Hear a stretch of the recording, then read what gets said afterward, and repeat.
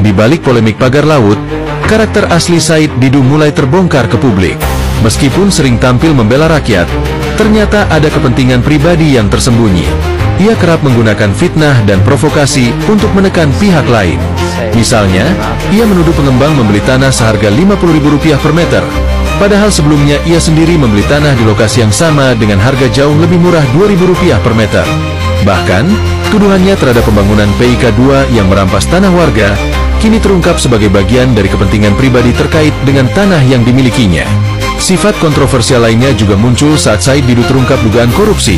Pasalnya, Said Didu pernah dilaporkan ke KPK oleh Presiden Gus Dur terkait kasus korupsi. Fakta-fakta ini membuktikan bahwa di balik suara kerasnya, ada banyak konflik kepentingan dan perilaku yang meragukan. Dalam menghadapi pembangunan yang mendukung kemajuan bangsa, pemerintah harus tegas dalam mendukung pengusaha yang berkomitmen untuk membangun, bukan justru memberi ruang bagi mereka yang hanya mencari keuntungan pribadi. Said Didu buat gaduh, tuduh pengembang PIK 2 beli tanah dengan harga murah. Namun, siapa sangka, jejak kelamnya sendiri dipenuhi dengan skandal tanah dan tudingan korupsi. Ia menuding proyek strategis nasional PIK 2 membeli tanah warga hanya Rp50.000 per meter. Tapi tunggu dulu, apa dia lupa kalau di tahun 90-an dia sendiri pernah beli tanah 10 hektar di Pegadangan Ilir Kronjo cuma Rp2.000 per meter untuk proyek pemerintah? Bukan cuma itu, Said Didu juga menuduh PIK 2 merampas tanah rakyat. Ironisnya, tahun 1995 dia terbukti terlibat kasus mafia tanah Bareng Daeng Bado demi kantong pribadinya. Kok sekarang sok bela rakyat? Belum puas, dia melontarkan tuduhan korupsi di proyek ini. Padahal, rekam jejaknya sendiri gak bersih. Gus Dur aja pernah melaporkan dia ke KPK atas dugaan korupsi. Lebih lucu lagi, selama jadi pejabat, dia tidak pernah melaporkan harta kekayaan ke LHKPN. Jadi, siapa sebenarnya yang bermasalah di sini? Bukannya mendukung pembangunan dan kemajuan bangsa, ia justru menjadi penghambat dengan narasi negatif yang menyesatkan.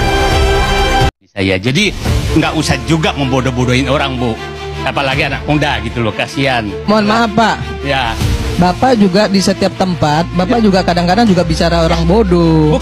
Teman Bapak apalagi yang namanya Rocky Gerung itu sudah dungu, tolol, bangsat, goblok, itu semua Bapak omongin, mereka omongin. Kan itu teman Bapak juga. Ya teman saya, jangan saya dong. Iya sama aja. Apa kalau saya bilang tadi, Anda bodoh-bodohin, ya ampun. Lu nggak ada. Pingin nangis saya tadi melihat. Kalau Bapak mau nangis silahkan nangis. Apa urusannya Bapak mau nangis? Tentu ibu lebih pintar dari dia. Nangis saja Bapak. Kalau mau nangis tidak ada masalah. Kita jangan bertengkar. Iya, tapi nggak boleh juga Bapak bilang seperti itu. Bukan saya, makanya saya. Ya itu hak saya. Mudah-mudahan saya nggak bodoh. Iya. Oke. Assalamualaikum warahmatullahi wabarakatuh. Pemirsa di seluruh Indonesia, bertemu kembali dengan saya di Irma Suryani Bicara. Kali ini saya ingin menyampaikan kepada kita semua bahwa makan bergizi gratis sekali lagi adalah makan sehat, bukan makan kenyang. Itu yang pertama. Yang kedua, saya mengomentari juga ada beberapa oknum-oknum politisi yang belum apa-apa sudah seolah-olah ingin agar program ini tuh tidak berhasil gitu ya, dengan menyampaikan bahwa anggarannya begini, begini gitu kan. Saya ingin menyampaikan kepada kita semua, tentunya pemerintah Pak Prabowo Subianto bertanggung jawab penuh terhadap anggaran yang akan digelontorkan untuk kemaslahatan anak-anak Indonesia. Program ini kan baru berjalan sebulan.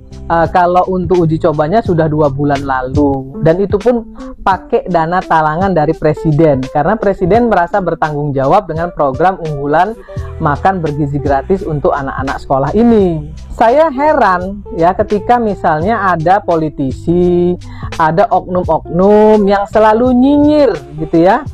Mereka tahu nggak sih kalau banyak sekali anak-anak yang menyambut makan bergizi gratis ini dengan sukacita. Kalau ada rasa yang kurang, kemudian variasi menu yang kurang, kemudian ada yang basi. Itu hal-hal yang bisa diperbaiki. Saya pribadi sudah menyampaikan kepada Badan Gizi Nasional untuk kemudian diperbaiki gitu. Jangan hal-hal kecil kemudian di-upload, di-share. Nah, saya juga merasa miris ketika misalnya ada anak yang mendapatkan ayam tapi ternyata itu lengkuas gitu. Itu kan bisa saja merupakan kesalahan manusia.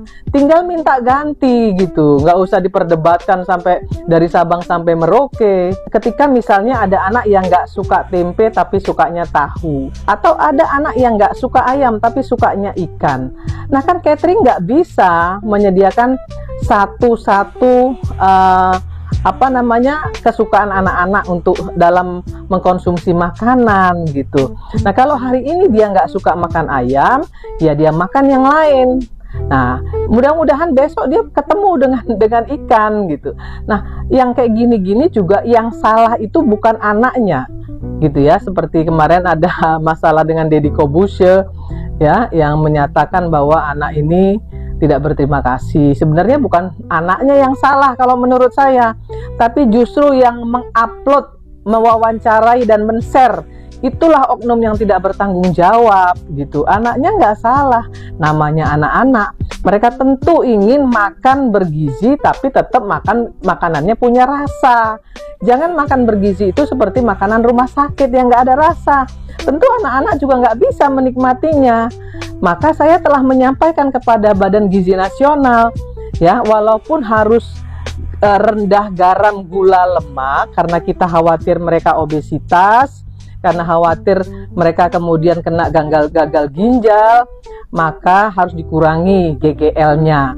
Tapi jangan kemudian juga sampai nggak ada rasa, ya anak-anak pasti nggak akan mau makan gitu.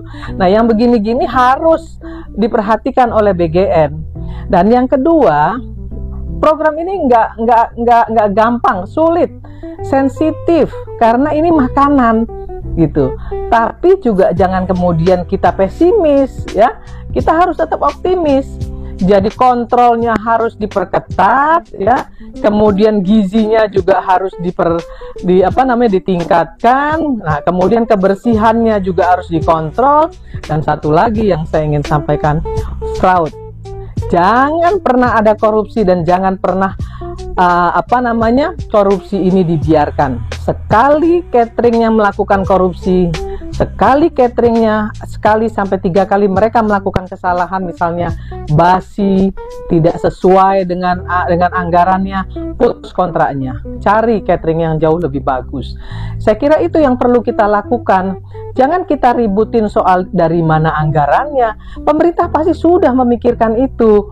Nah, kalau anggarannya kurang, kita bisa ambil dari cukai rokok. Kita bisa minta ya dana CSR BUMN yang begitu besar, yang selama ini mohon maaf menurut saya belum outputnya belum jelas. Nah, bisa juga kita minta kepada para konglomerat ya yang punya kekayaan besar dari 1 sampai 100 ya.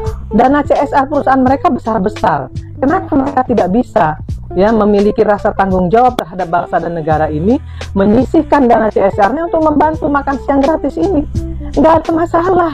Nggak harus semuanya dari pemerintah. Keikutsertaan publik ya, bukan rakyat loh ya. Keikutsertaan publik itu bisa dari BUMN, bisa dari konglomerat.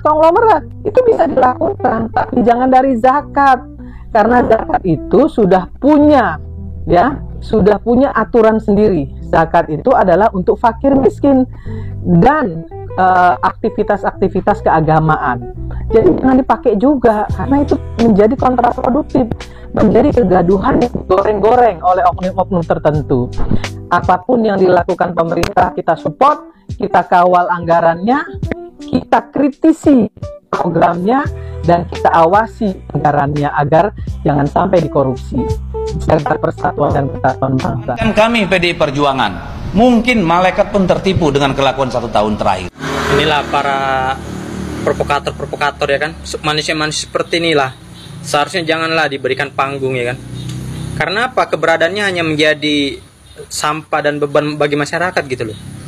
Karena Pak Deddy Sitorus ini orangnya tidak ada urat malu. Setiap hari kinerja dia tuh apa sih sampai sebegitunya menghina, merendahkan keluarga Pak Jokowi. Apa tidak ada habis-habisnya mereka ini mau merendahkan keluarga Pak Jokowi? Semakin mereka merendahkan keluarga Pak Jokowi, maka semakin ketahuan bahwa karakter partai PDIP itu busuk gitu ataupun buruk.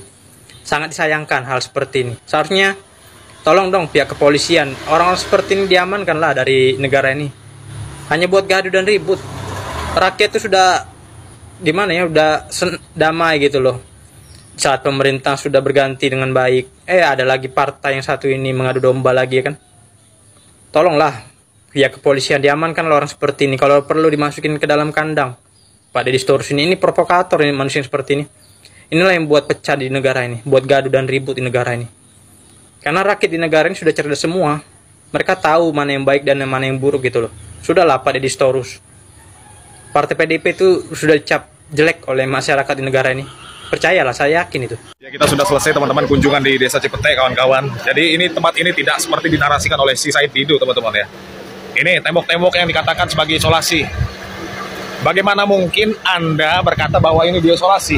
Coba lihat Transjakarta pembangunannya guys. Ada pagar-pagar di situ supaya apa? Karena pembangunan di sana teman-teman ya harus safety. Ya kalau ada beko, kemudian anak-anak main di situ kena beko, itu gimana? Namanya proyek dipagar Pak, nggak dipagar teman-teman. Jadi stop Pak Didu, saya katakan ya apa yang dinarasikan oleh si Didu ini teman-teman, saya kira ini sangat tidak benar teman-teman ya. Boleh Anda kritik, tapi kritiknya yang konstruktif teman ya, jangan yang nggak masuk akal gitu loh. Kalau begini saya harus turun tangan ya. Salam akal sehat.